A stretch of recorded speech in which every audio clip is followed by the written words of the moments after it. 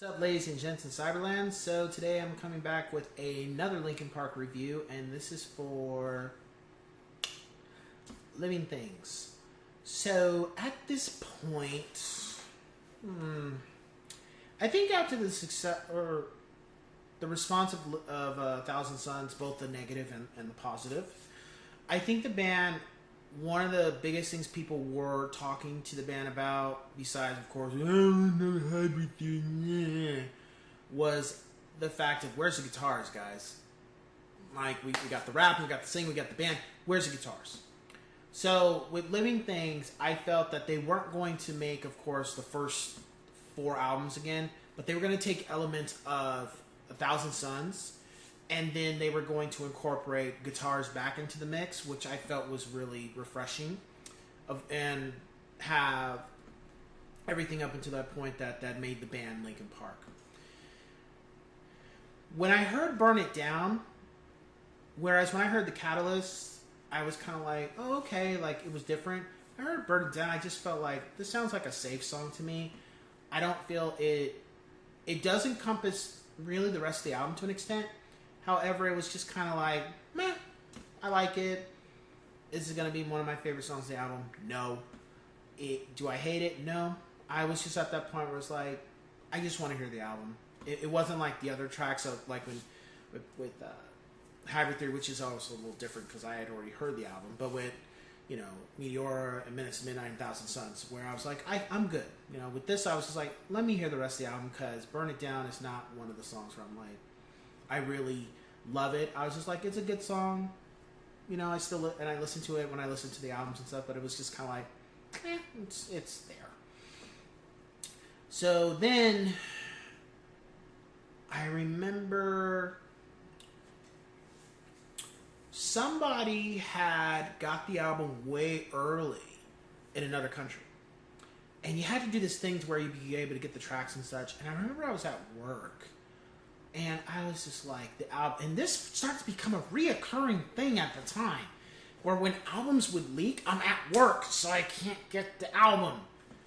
It was, and then I'm so far away from the home, I can't just drive home, download it real quick, rip it, put it on my phone, get back to work, and then listen to it until the album comes out, and then because I had already pre-ordered the albums anyway, so I was just like, oh, this sucks. However, what I was able to listen to, I was happy. I didn't have any concerns. The one thing that stuck out for Living Things, which I feel they never went towards again, however, was interesting, was it was 2 songs. It was Skin to Bone and Until It Breaks.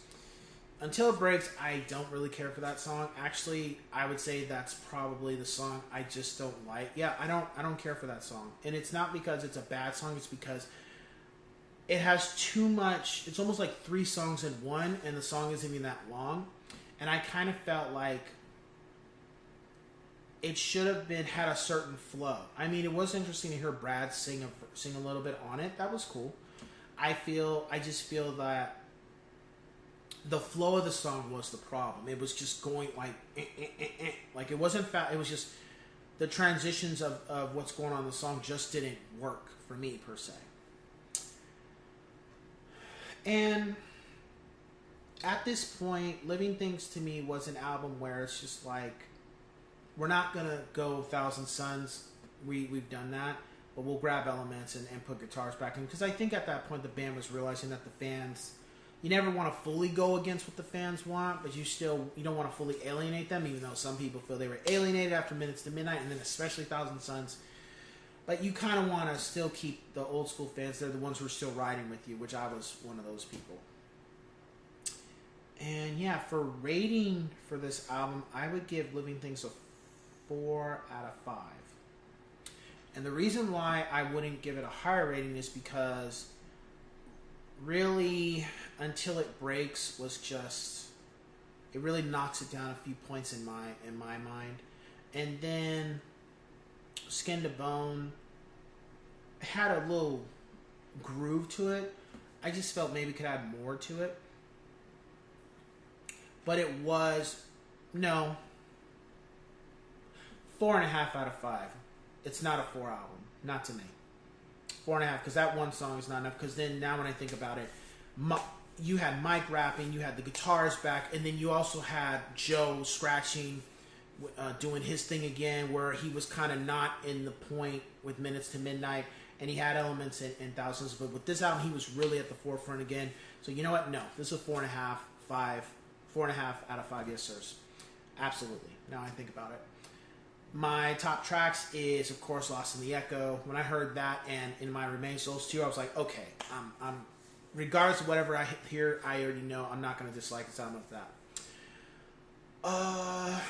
I'll Be Gone, Castle of Glass, and then it's always a toss-up with these three.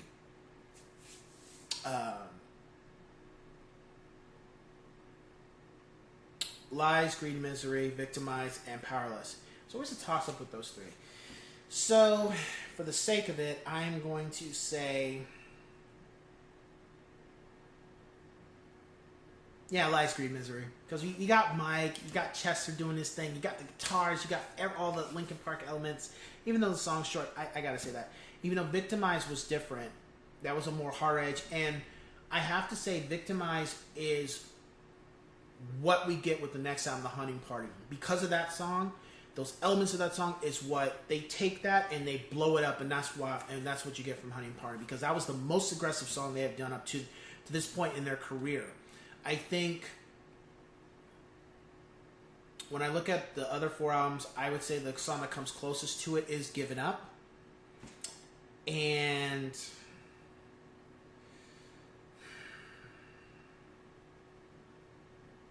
yeah, Given Up. If you didn't have Given Up, you wouldn't have got Victimized. And if you didn't have Victimized, you wouldn't have gotten The Hunting Party. So I do feel that encompasses. And a big shout out, I would say Powerless. It's just, it was not, it's a good song. I like that. It's just, I like Lies, Greed, Misery a little bit more. So with that being said, that's the other thing. So with this album, I don't feel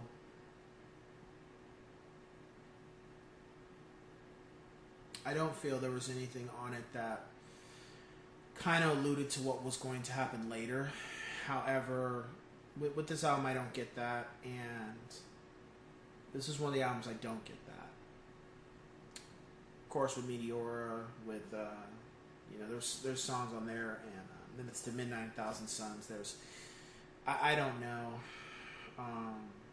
if there's prelude cursors with that. Maybe that, but again, I'll touch base with that with the last album review, One More Light. So yeah. With that being said, cue the music.